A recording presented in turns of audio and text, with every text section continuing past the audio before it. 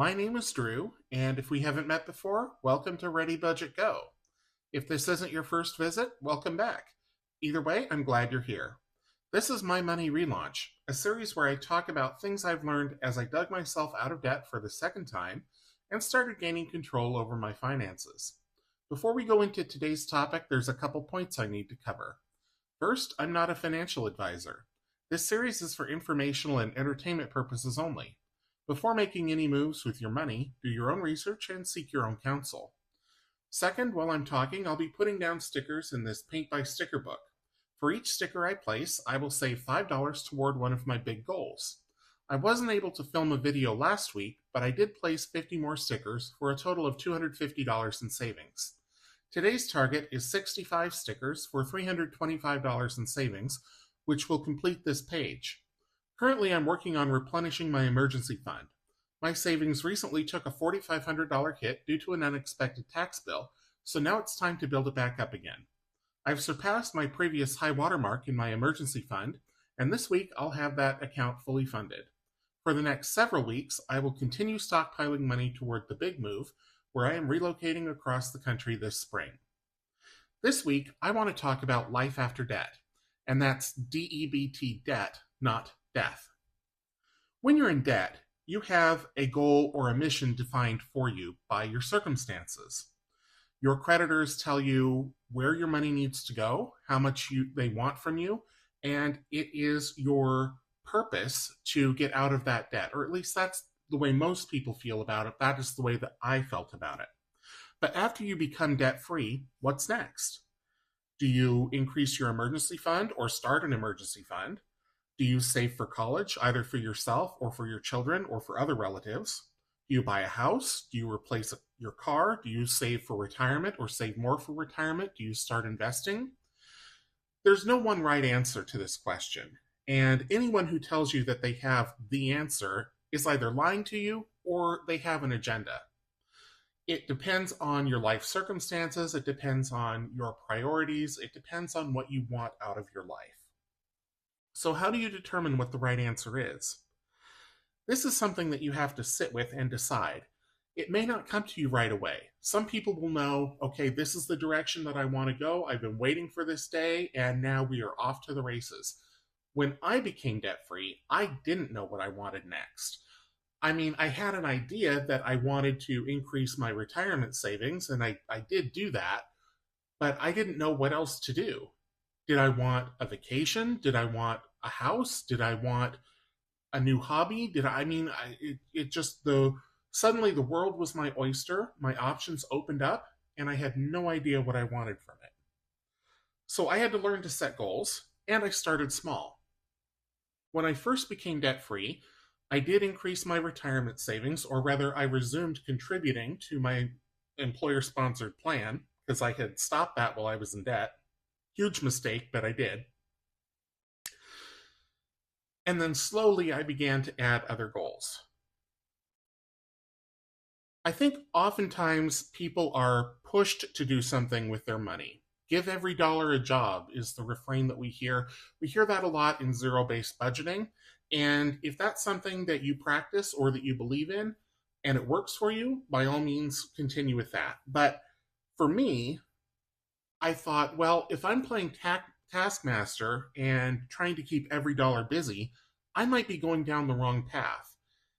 And to me, the fear of going down the wrong path was worse than the fear of money not doing what it was quote unquote supposed to do, if that makes sense.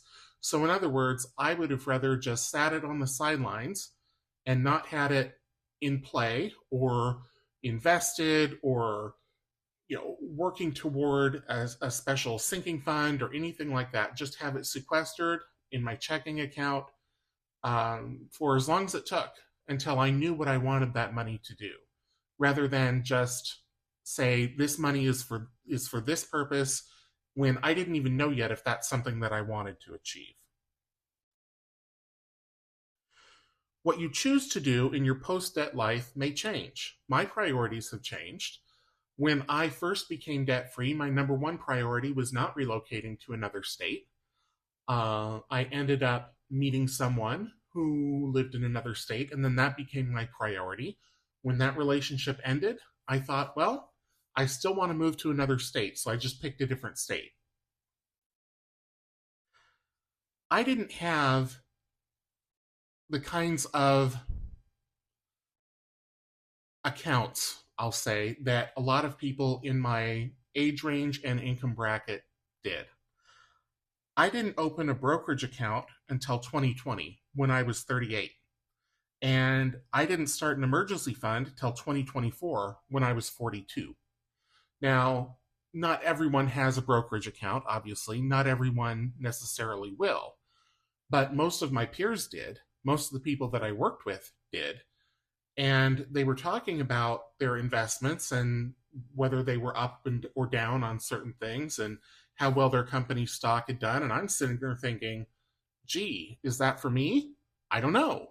Should I invest or do I want something else? So it's an evolution over time as you gather more information, as you start exploring the possibilities of what you could do with your money, that you learn and you adjust and you grow over time. I had other goals when I got out of debt. I got out of debt when I was 36, right? So 2 years until I opened up my brokerage account. That's the same time that I opened up my Roth IRA at age 38. And then another 4 years until I started an emergency fund. And honestly, I can't remember what I did in those 2 years. But the fact that I can't remember also means that I don't have regrets. One thing that I knew that I did with my money is I went and got myself a financial education. And I've talked about that before when I went to UCLA and enrolled in their financial education courses. Some of the best money that I've ever spent. I have made that money back tenfold, at least, since taking that education. So if money intimidates you, if finance intimidates you, if you don't know what you want from money, if you don't understand it, there are classes and courses out there to help you. And I went the university route. Not everyone would. You can get that information out of a book that you check out at the library. You can search for it online. Just make sure that you vet your sources, work with the librarian, and ensure that the information that you're getting is of repute. Because if not, like I say, it can lead you down the wrong path. But don't let that fear stop you from satisfying your own curiosity and learning what you want to learn or need to learn to be able to steer your own ship. So one thing that I noticed as I got out of debt, and then the time from when I got out of debt to the current day expanded, right? As time went on, I started to accumulate little piles of money kind of all over the place. And it was never any huge amount. I mean, some of those amounts now are growing because they're invested. But when I was in debt, I had one checking account and I had a measly 401k with a loan out against it. And I say measly because my 401k had $20,000 in it. And this is in my mid 30s. It should have been 5 times that amount at least. And I had a loan out on it for the max amount of $10,000. So really, I had $10,000 invested. And in order to retire, it just was not going to be enough. But that was all I had. After I got out of debt, so between when I got out of debt in 2018 and now, 2026, I now have 2 checking accounts and 2 savings accounts across 3 different financial institutions. My 401k is growing hand over fist because it's been invested for a while. I keep contributing to it. I get the employer match. Stock market's going up. I have a brokerage account. I have a health savings account because I had a high deductible health plan in previous years. I don't this year, but I had in previous years. This year I have an FSA, a flexible savings account for my health insurance. I've owned crypto. I've owned debentures. I've owned savings bonds. And I have binders stuffed with hundreds of dollars in my home. All of this didn't happen overnight, right? This evolved over the last 8 years. But it like I say, it accumulates in these small piles, and then the small piles start to grow, and then you get more piles. And I think often about what that money used to do. Like, this money used to belong to somebody else. as in when I would get my paycheck, it was essentially already spent because I was in debt. I had enough money to keep, the lights on and food in my stomach, but everything else was a pledged dollar because I'd already spent it and paying interest. So your relationship with money changes when you get out of debt. I think that's fairly obvious whether you've been through being in debt and getting out of debt or not. But like I said at the beginning, you go from being told by your creditors where your money goes in terms of the interest that they charge and the repayment of principal to being in full control of where your money goes and what it does. It's a huge amount of responsibility that you get all at once if you've been in debt, right? If you've never been in debt, or if you haven't been in debt for a long time and you never had much debt, then it probably doesn't feel like such a huge amount of responsibility. But for me, coming out of being in debt, it's like, oh, now I need to decide what happens to this money. Don't feel rushed or pressured to do something that you're not comfortable with or that you're unsure about. Certainly when I started to accumulate money, my bank would call me. Or when I would go into the branch, they would say, I see you have a lot of money in your checking account. We would like to talk to you about investments, or we would like to talk to you about life insurance, or we would like to talk to you about annuities. And I didn't want to hear any of that. I would tell them, look, I'm not looking to do anything with this money other than keep it safe right now. And my checking account is just where it needs to stay. But every time that I would contact my bank, whether it was on the phone, in person, whatever, online, I would get emails, always trying to push me toward another financial product. And it's interesting how now that my checking account balance is lower, they don't ask me those questions anymore, even though I have more assets. They're just in other places that they can't see. But I wasn't going to be bullied into doing something that I didn't want to do or that I wasn't comfortable with. So if you find yourself under that kind of pressure, whether it's from your bank or your credit union or your family or your friends or your coworkers or whatever, pump the brakes. Stop. Think about it. Write out your goals. Go through the pros and cons. Talk with your family. Talk with your friends. Consult an expert if you need to. I put out an episode of My Money Relaunch previously on how I vet financial professionals.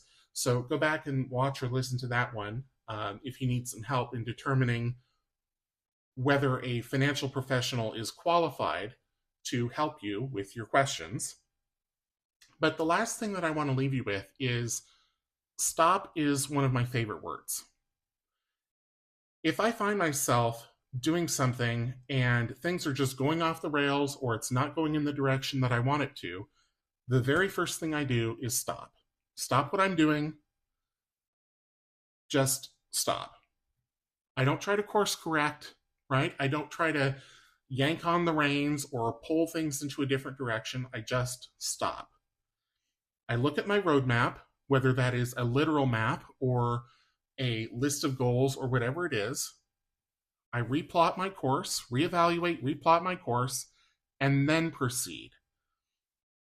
If you do things in a panic, you will probably make the wrong decision. You will probably end up costing yourself more than you save yourself, and you'll make yourself crazy in the process. So be calm, be deliberate, research if you need to, consult an expert if you need to, and make sure that it's you steering your own course and not hewing to someone else's agenda. Okay, so that's it for this week. Next week, I want to talk about a little more about insurance and how we often buy double coverage and the proliferation of insurance policies for small purchases, which usually isn't good for you. I hope that you'll join me then. For now, if you enjoyed this episode of My Money Relaunch, please be sure to give it a thumbs up, leave me a comment down below, and subscribe if you haven't already. Until I see you in the next one, take care.